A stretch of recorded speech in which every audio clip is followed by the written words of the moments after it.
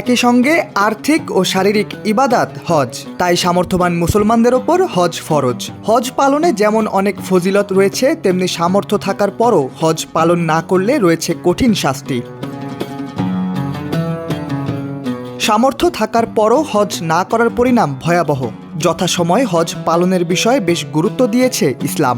হাদিসে সতর্ক করে বলা হয়েছে, ফরজ হজ ত্যাগ করলে ইহুদি ও নাসারার মতো মৃত্যু হবে।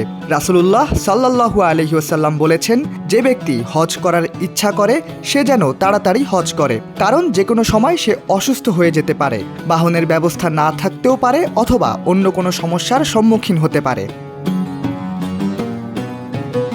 আর কেউ যদি হজ অস্বীকার করে বা কোনো ধরনের অবহেলা প্রদর্শন করে, তবে সে আল্লাহর জিম্মার বাইরে বলে বিবেচিত হবে।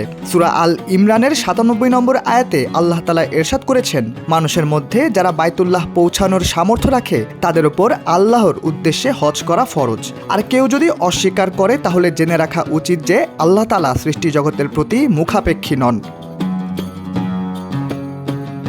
হযরত আবু হুরায়রা রাদিয়াল্লাহু তাআলা আনহু হতে হাদিসে বর্ণিত আছে, একবার রাসূলুল্লাহ সাল্লাল্লাহু আলাইহি ওয়াসাল্লামকে জিজ্ঞাসা করা হলো, কোন আমল সর্বোত্তম? তিনি বললেন, আল্লাহ ও তার রাসূলের উপর বিশ্বাস স্থাপন করা। আবার জিজ্ঞেস করা হলো, তারপর কোন আমল? রাসূলুল্লাহ সাল্লাল্লাহু আলাইহি ওয়াসাল্লাম বললেন, আল্লাহর পথে জিহাদ করা। আবারও জিজ্ঞেস করা হলো, এরপর কোনটি? রাসূলুল্লাহ সাল্লাল্লাহু আলাইহি ওয়াসাল্লাম বললেন, হজ্জে মাবরুর, অর্থাৎ কবুলযোগ্য হজ।